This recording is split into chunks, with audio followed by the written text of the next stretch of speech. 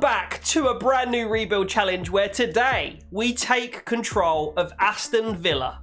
Now, Aston Villa have a £35 million transfer budget in the game, a club worth, as you can see, of £361 million, and they are on the way up. They've recently sacked Dean Smith, which is the inspiration for me doing this rebuild challenge. Looks like Steven Gerrard, Liverpool legend and successful Rangers boss, is going to be taking over them very, very soon. But we're going to see what we can do with Aston Villa. I can only make up to 3 signings in the first summer transfer window. We can make an additional 1 signing in the winter transfer window if we want to. We can only promote 1 player from the youth academy each season. The entire season then is simulated with the exception of the last competitive game. Now, Aston Villa, what a massive titan of English football. No reason, really, why they can't eventually get to where Spurs currently see themselves, where Chelsea are right now with their investment, even where West Ham are this season, and Newcastle as well. They're recently taken over Newcastle. I put Aston Villa in that bracket of clubs, maybe even one ahead, apart from Chelsea, because you look at that little star on the badge, yes, they've won a European Cup, so this is going to be trying to get Aston Villa, I think, back into Europe this season. We've got the squad, we've got the funds. I think top 6 is what we've got to aim for. And I'm going to do something that I don't normally do so early in an episode of a rebuild challenge, but today, Aston Villa, I feel, needed to make one more proper statement signing after losing Jack Grealish. And we have spent £40 million on Presnel Kimpembe. 40 million from PSG. This man is a left-footed centre-back, 83 rated. He's going to come in and compete with Tyrone Mings, and I would probably suspect knock Tyrone Mings out of the starting 11. He's got the leadership trait. He can become our captain. I think this puts us and elevates us into that next realm of European contenders, like where West Ham are right now, all the clubs I mentioned at the top of the episode.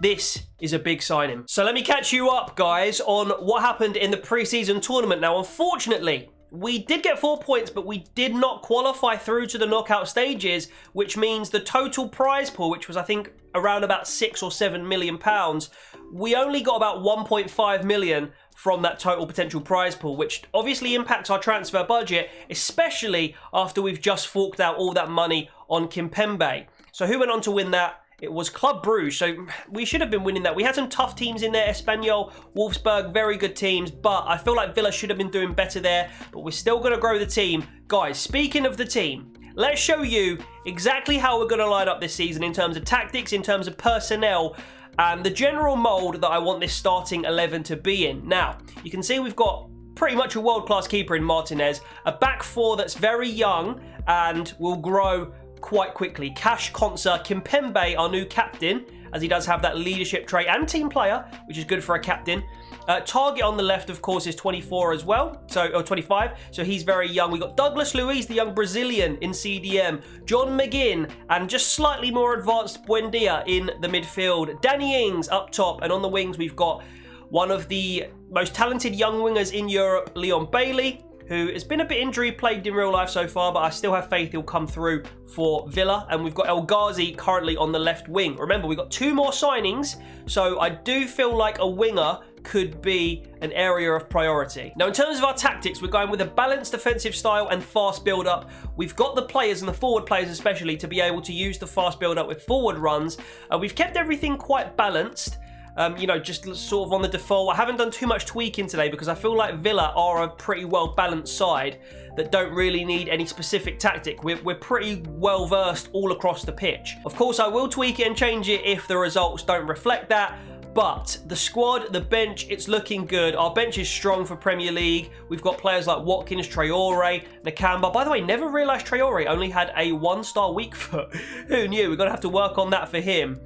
You might also notice that some of the players' overall ratings have gone up, and that's because I've changed their position. For example, Buendia moves up to an 80 if you make him a cam. Bailey and El Ghazi have become more advanced wingers rather than midfielders, and McGinn has become a CM as opposed to a CDM. So we've done that with a lot of players throughout the squad, but that is the mould that we are setting this Aston Villa team in. And just as a final point on this squad, we do have some good players even down in the reserves. Tuanzebe on loan from United is a good rotation player to have. I imagine, though, he won't get enough game time and Man United will recall him. But we do have Courtney House, or House. I don't know how to. I'm going to go with House today, I think. But he is a good centre-back to have as our fourth choice. We've got players like Trezeguet, Ramsey in here who we're looking to grow and improve. Trezeguet might be one of the players that we sell in order to improve our team, because if you look at our transfer budget, we actually do only have 6.18 million with 56k in the wages. So yeah, players like Trezeguet, we might actually just use them to raise some capital to bring in maybe another winger, I would say. So of course we are able to promote one youth player from the youth academy per season. We do have a bit of a worldie here in Salim Saber, the Moroccan goalkeeper. Minimum potential 74, max 94. Interesting to see how that develops, what end of that spectrum he ends up on. We've also got this guy called Potlako Duba. May have got that completely wrong. South African right wing back. We're going to see if that overall of 48 changes as we convert him now to a right winger. And of course it does go up by 8 ratings to a 56. So maybe his potential could increase as well. We'll check back in if we feel like we need to tap into the youth academy. Oh, and actually literally 2 days later we get a youth squad monthly report, and he's remained at a 94 overall. We could actually just promote him because we are lacking a keeper. In fact, controversially, I mean, some of these other guys have dropped off really, haven't they? Especially this Duba guy. So actually, do you know what? I'm actually going to promote Salim Saber really early on to the senior team. He's a 61 overall already at the age of 17. And we actually are lacking a third keeper. So if you look at our keepers, we've got Martinez, we've got Jed Steer, fine. And then this Sinisalo guy, who's not really good enough. How old is this guy? He is 19, so yeah, we're going to probably just like release him or sell him, maybe loan him out. And this Saber guy will now become a bit of a protege, which is obviously good if we do multiple seasons of this, guys. So Trezeguet has been sold now, £8.85 million. We get 7 mil added to our transfer budget. Probably still not enough to buy the kind of calibre of winger that we want, but certainly it puts us on the right track. We've got an offer for Mings here. We could negotiate this and send Mings off to Porto now that we've signed Kimpembe at the back.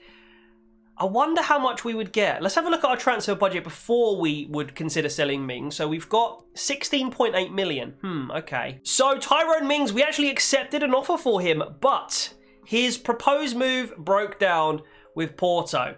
So we actually accepted a £22 million offer for him, which was in excess of his maximum value. So I thought that was a good deal. We've got Courtney House sitting there to be our third choice, and it would have enabled us to really sign someone excellent. However, of course, it did break down, and then Tyrone Mings also was piquing the interest of Everton, and then they weren't paying the 22 million that Porto were willing to pay. So it looks like Tyrone Mings is staying around, which I also don't mind. I didn't really plan on selling him, so that's fine. What it does mean though is that the caliber of player we're going to bring in might not necessarily end up being worse, but we're going to have to be smarter about how we use the lower funds that we now have after not selling Mings. And with that in mind, guys, please welcome to the club for £8.5 million, Ryan Sessegnon from Spurs. He's not been anywhere near the first team of Spurs in the last 2 or 3 seasons. One of the most promising young English wide players. Currently a left back, which is why I think I got him for as cheap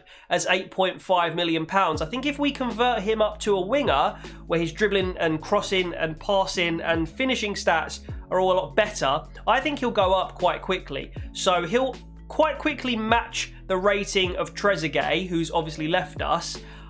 And then it's just where can he go beyond there? But that is a good little snap up. So 5 hours left of deadline day. We have made our third and final signing of the summer transfer window, guys. So welcome to Villa, Luke Thomas from Leicester City for £5.5 million. I've gone for a cheaper option because I was looking at him and Justin, both of Leicester. Now Justin can play left back and right back, but remember we've already got Ashley Young who can kind of do that job. Obviously, Thomas was cheaper as well at 5.5 million, so it means we've got a little bit of money left over. I was thinking as well in advance for our potential additional signing in January. We've got players out on loan like Wesley, like, is it Giba, the right back? And if we recall them from loan and then sell them, we're going to have a fair bit of money sitting there for that fourth player. So I feel like this is the right choice. 73 rated, he signs a 5-year deal. And his ceiling potentially could be higher than Justin's because he is 3 years younger, or 2 or 3 years younger at 20 years old. So one for the future, backup for now. but we'll see how that unfolds. I think he'll end up doing quite well this season as that backup left back. And that is deadline day done. We were fairly slow with outgoings, to be honest, but do you know what? If we've got a little bit of money left, which we do have a little bit left, I might actually just go in and release some of those really poorly rated young players, just because I don't want them to be rotated in when we're simming the games and decreasing our chances of winning. So I might do that. So yes, we're going to get rid of Chrisen. We're going to release him for 9 grand. That's cheap as chips, mate. We're going to release this Swindley guy as well for 43 grand. Slightly less cheap, but still not too bad. And this Swinkles guy, we're going to release him. Oh, we've released too many players. Okay, at least we got rid of 2 of them on our books.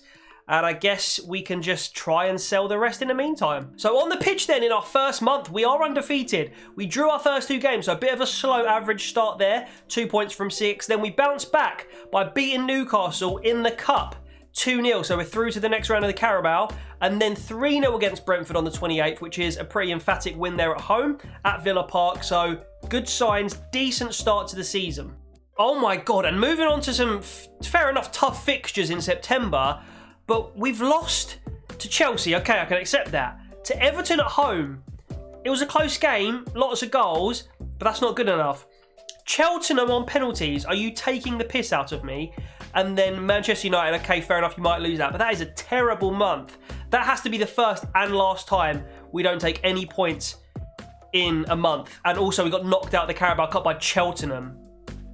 Bro. So the good news is, if you can have good news after such a piss-poor month, Ryan Sessegnon's ready to change to a left winger. So he goes from a 74 to a 77. Okay, I made the right choice. That confirms it. We're going to also do Bertrand Traoré up to a right winger. He goes up by 1 to a 79 as well. And I think also our new left back Luke Thomas is ready to move to an actual left back. He stays the same. But that's good stuff. Now, realistically, we need to bounce back from that in some serious style. We've got some really tough games this month, including Spurs, Arsenal, Wolves, West Ham, and they're all really tough games. We lose 3-0 to Spurs to start things off. That is so bad. Guys, I need to see more. Now, really, I need 7 points from the next few games. We get a win. Finally, we bounce back with a win against Wolves. Now, we can't lose to Arsenal here. We win against them at the Emirates. And then West Ham, can we get 9? Oh, we lose 3-1 to West Ham. That was almost a great bounce back there. The West Ham result really lets us down. Okay, not the best start to the season, I'll be honest. So randomly in November, we actually successfully sell one of those young players that's never going to get anywhere near our first team. Sil Swinkles goes to St. Gallen for 330k. Not going to really affect our transfer budget too much for the kinds of players we want to go after, but good to know that he's going to be gone and definitely not getting in our squad when we sim the games. Yes, that is more like it. A perfect month. I know we had weaker opponents this month. We had Southampton, Brighton and Palace, but taking 9 points and not like drawing or losing a random one of those games is excellent. Now, let's have a look at the end of November then, where we are in the league table. We're 10th, but we're on equal points all the way up to 7th, where Wolves are. So our goal difference is reset to 0, I guess. 20 goals scored, 20 goals conceded. And we are 4 points off a top 4 position where Newcastle are currently in there with Spurs, Man City and Man United. Okay, let's keep this form going, boys. No. Oh my God, we got 1 win in December. What? How can we win all our games in November and then go on to have such a poor December? I mean, at least we got a win. I shouldn't be saying that. We lost to Man City 4-0 first game of the month. Drew to Leicester, okay. Drew to Liverpool, decent. Drew to Norwich and lose to Burnley. It's all going wrong, guys. I'm starting to think that on legendary difficulty, you just can't sim the game successfully. I don't know. Anyway, we got a 4-2 loss to Chelsea, then a 3-1 win against Leeds. I guess that's put us down to like 12th in the table. Yeah, we're down in 11th. How far away are we from the top 6 right now? It was very tight mid-table, to be honest with you guys. 26 points. So we're 4 points off of Arsenal in 6th. Oh, it's going to be tough to catch them, but it's still doable, okay? So 1st of January, lots of things to catch you up on here. So first of all, Tuanzebe recalled by Manchester United. So we no longer have his services in the rotation of the squad. We've also had Archer leave on loan for 2 years, which is fine. Swinkles has been sold. Philogene Bidace leaves on loan. Definitely said that wrong. And that is it. So, our squad becomes smaller, which is actually beneficial to us. We've got Brentford in our first game of the season, and this is how the squad's looking in terms of ratings, guys. So, Sessegnon comes in for El Ghazi on the left, who's on +4 form. I guess that left-back position where Target is.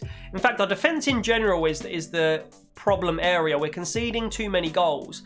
I wonder what I can do about that. I mean, we have signed Kimpembe. Maybe it's something to do with our tactics. Maybe we should go for a drop back or constant pressure or press after possession. Or maybe we should basically change our defensive tactics here. I think we'll change it to pressure on heavy touch. Just see how that works out. Apparently, we've got 2 players who've returned from loan now. Dominic Revan and Indiana Vasilev. Are these guys any good? I don't think they will be. Let's have a look. So we got Vasilev is a 63 rated winger and Revan's a 62 rated centre back. All right, look, we got 3.57 million in our transfer budget. We've got many a player who we can recall and then sell. So I think I'm going to do that. Frederick Gilbert, we're going to recall for 220k.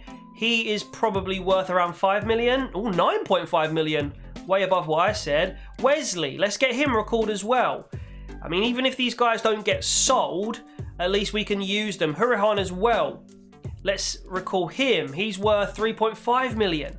And then I think that's probably all the players that we want to recall for now. Now, this one's a big exit, to be fair. Bertrand Traore leaving for 21.5 mil to Granada CF. 21.5 million pounds. That's a lot of money. We get 18 mil to the transfer budget. What else can we do? So we're coming to the end of transfer deadline day now. Nothing massively important to report, but Indiana Vasilev, one of our youngsters, has agreed a 2-year loan move to Lanús.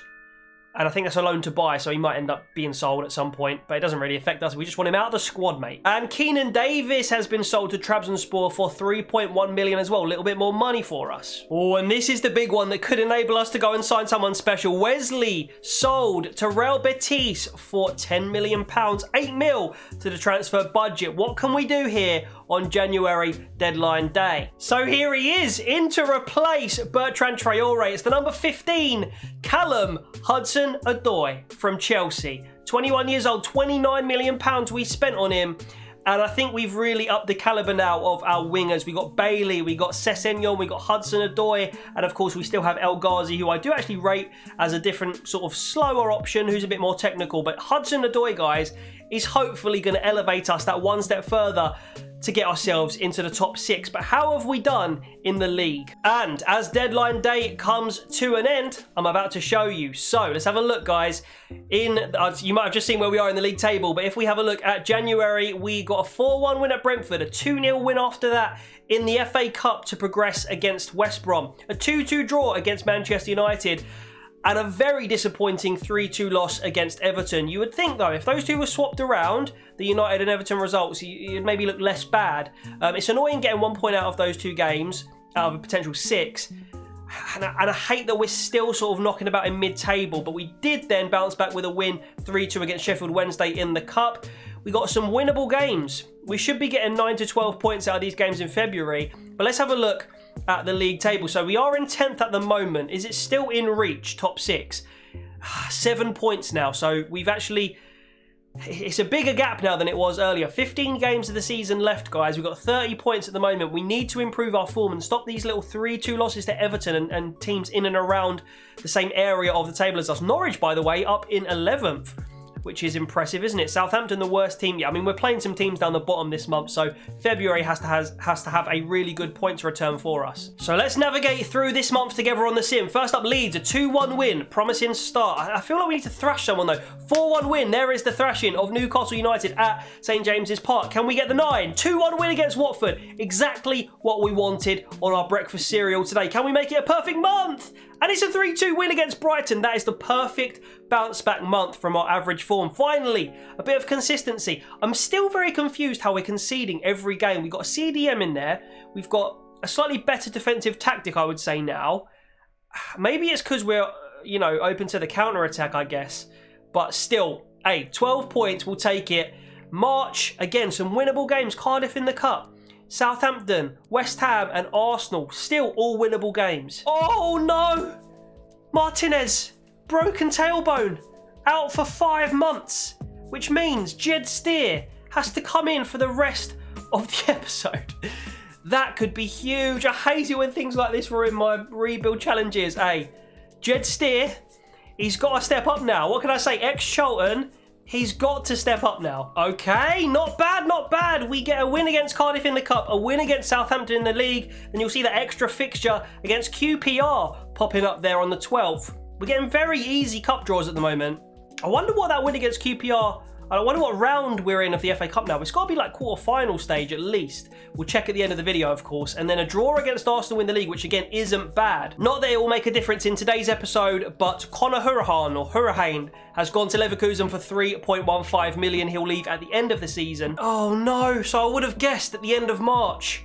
After those results, we would have been around about where we wanted to be, like 6th, 5th maybe in the table after such good results. And then look, draws galore right now in April. I'm telling you right now, if we've got Emi Martinez in goal, some of these results don't happen. Some of the draws are turned to wins, etc. Look at that, a 1-1 draw with Wolves, a 2-0 loss to Spurs, a draw with Liverpool, which is great, a draw with West Ham, not bad. We lose in the Cup, which could well have been the final or the semi-final against Leicester. I think it's the semi. And then a loss at home to Norwich, unforgivable. 4 games potentially now to save our season. Jed Steer, step it up. Team, step it up. Make compensation for having an average keeper in goal. We've got good enough players. We've got Bailey. We've got Hudson-Odoi and Sessegnon now. Ings, Watkins, Buendia, Kimpembe.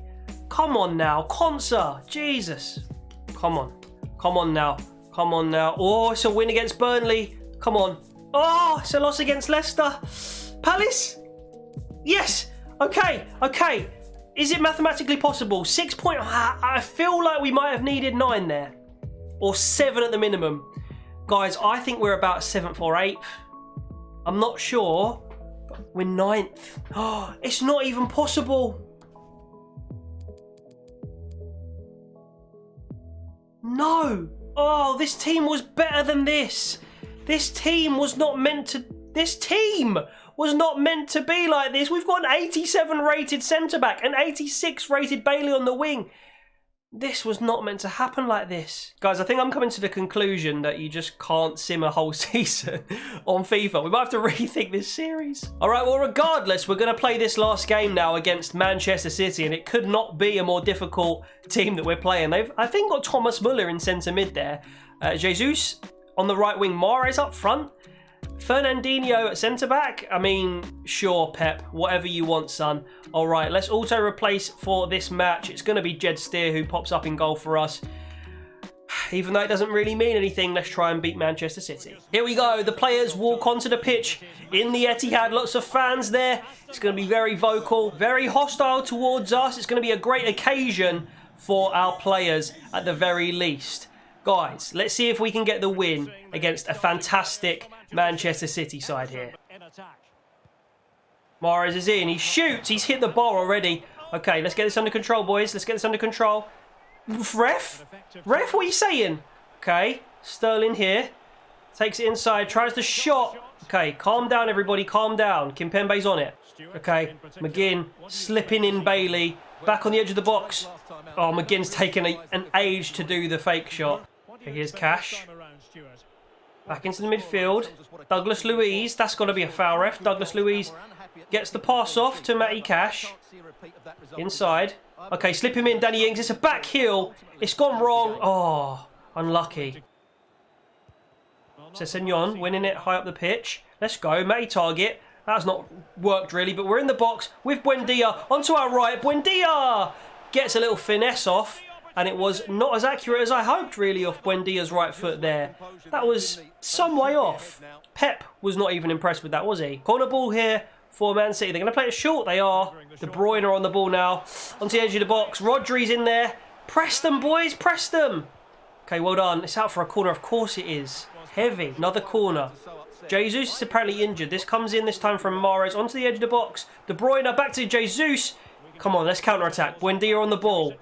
Put him in. Yes, okay, here we go. It's Danny Ings. Has he got the pace to beat Zinchenko?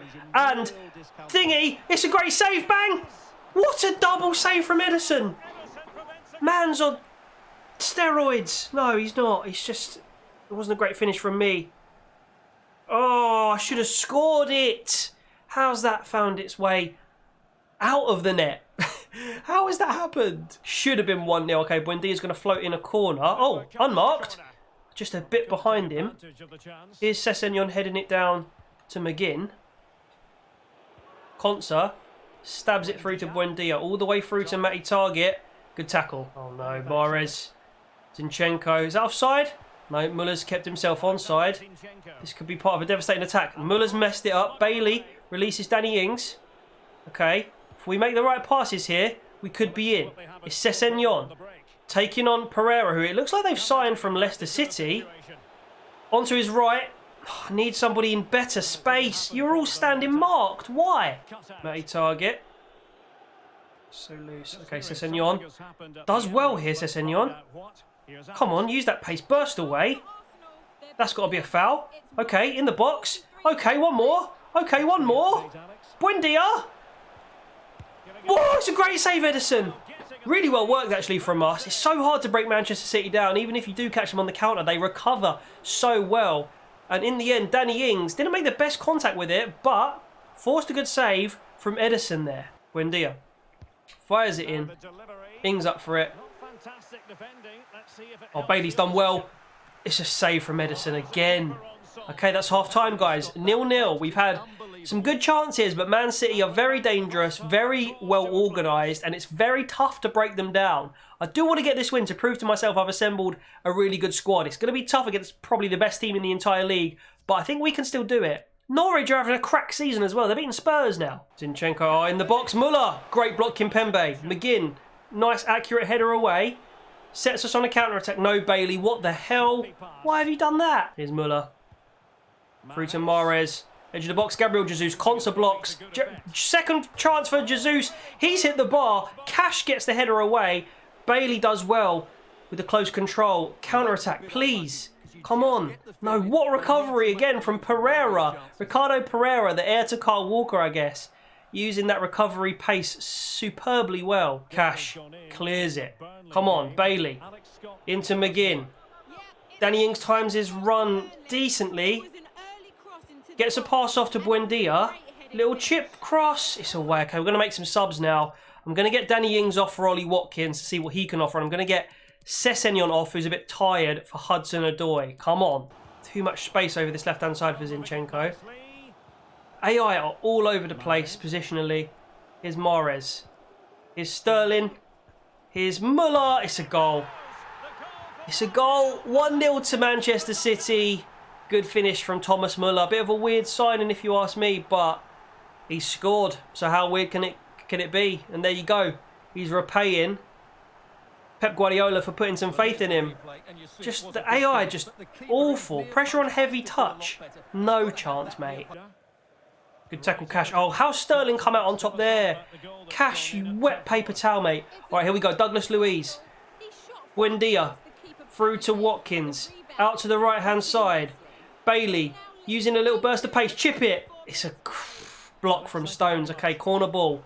I want the equaliser big time. Muller comes off the goal scorer. No idea who came on. Buendia with the corner. Yes, we've scored. And it's Ollie Watkins, the sub, who rises the highest from the corner. And that's a fantastic equaliser. Again, don't know who just came on for Muller, but maybe they see their goal scorer come off and they're... Yeah, I don't know. You're making a sub before a corner in general is just not the best idea, is it, sometimes? And yeah, we just got there ahead of Edison. All the defenders just sort of static. Watkins was the most alert, the most eager to get to the ball. Sticks a lovely header away for us. 1-1. All right, another chance. Bailey. Ollie Watkins. Is he going to get his second of the game? One touch. Pass it. Yes, what a finish. The super sub. Ollie Watkins, come on. Number 11. He's done it. Look at the police. The feds are getting shook. Oh, Jedsteer's loving it. He's the best keeper in the league, obviously. And even though it means absolutely nothing, our 4 frame a second fans are also enjoying that. It was a simple counter-attack. Ollie Watkins just did Fernandinho, I think it was, for pace and sticks a gentle little finish in the bottom left-hand corner. Yeah, just stabs it in there past Edison. Wonderful. As soon as Miller's gone off, it's all fallen apart. It's crumbled for Manchester City here, and it's all gone right for us. Ollie Watkins, the super sub. Great from Kimpembe there. Really good defending. Hudson-Odoi with a suspect touch. Zinchenko's in there. No, it's an equaliser. That's all down to Hudson-Odoi. Sterling with the last-minute equaliser. And Hudson-Odoi's touch has ruined it. Ruined our glory. Manchester City this time with the epic goal in the dying minutes of this game. What a shame. What a shame. What a sad little life, Raheem. Oh! Bailey's been done. Great defending. Oh, Konsa. Not enough time for us to get a counter-attack going, or another attack going, I should say. And it's 2-2. It's a respectable result at the Etihad there away at the last game of the season against Manchester City, who are probably going for, I don't know, the title maybe? Let's have a look at the end of the episode. A respectable performance from my boys. Hudson-Odoi, one of our signings, let us down there. Ollie Watkins was a sublime substitute, and Jed Steer actually impressed me as well. Let's have a look at those player performances. Let's do this by position. Jed Steer did not get a 6, man, surely. He was so much better than that. Watkins, obviously, with a 2. Buendia with both of the assists. And overall, it was just those two that were our best performers, really. I mean, Bailey did pretty well, did okay. Yeah, Hudson-Odoi, not surprised to see him get a 5.9. Sessegnon played well when he was on. Overall, against Manchester City, that's a good performance. And it just goes to show we've got the minerals to do it against the big boys. I know we got draws against Liverpool and stuff like that, but still... oh, Norwich did lose in the end. Thank fuck for that. All right, so all those signings, all those players we've got, and we finished below Burnley. Dyche. No, man. We lost so many games. We lost 12 games this season. Burnley lost 9. That's the difference, man. Maybe I got the tactics wrong, guys. The signings were good. Anyway, let's have a little debrief then. So winning the league this season, Manchester United, 78 points. Manchester City were nowhere near in the end. Spurs were the ones that took Manchester United to the wire, but didn't quite win it. Manchester City and Chelsea, the two teams to finish in the top 4 alongside them, and we're down there in 9th. Who got relegated? It was Brighton, Southampton and Watford. So my top scorer this season then was Leon Bailey. 16 goals in the Premier League, 19 in all comps, 5 assists in the league, 7 in all comps. Watkins next with 13 in the league, Ings as well, so those two were really good for us up front. El Ghazi chipping in a fair bit with goals as well. Cash, McGinn, Hudson-Odoi, etc. I'll go all the way down. And then let's go to assist. Top assister, Leon Bailey again. So he was our star performer. Buendia close. Watkins, El Ghazi close. And some other players contributing too. So in the FA Cup then, it was the semi-finals where we got knocked out. So we got close, but not far enough. Leicester City, did they go on to win it? They didn't. They lost in the final on penalties. That is a shame. And of course, do we really need to remind ourselves that we lost to Cheltenham Town in the Carabao Cup? Guys, this was another really bad rebuild in terms of the actual performance of the players. I wonder if it's the sim, the tactics. What do you reckon, guys? Let me know in the comments. I need to improve my track record in these real rebuilds. I feel like I'm making such good signings. I feel like this team right here is a better team than 9th place. I know we lost Martinez for 2-3 months, but even so, look at the players we've got in this team. Kimpembe, Bailey, Buendia, Ings. Is it a better team than 9th, guys? Let me know again in the comments. I think it is, especially with the depth that we've got. El Ghazi, Ramsey, Hurricane, Thomas, Hudson-Odoi, Watkins, bro. No way, man. So, I think this is another one that we've got to add to the list where, like, I want to do a second season to prove to myself that I've made the right signings. Guys, thank you so much for watching. Let me know what's going wrong in these rebuilds. Please let me know if I'm missing anything, if there's anything I can do to improve my performances on the sim. Because realistically, I can't spend hours and hours and hours and hours playing through all the games. It's going to be too much. I won't be able to get any content out.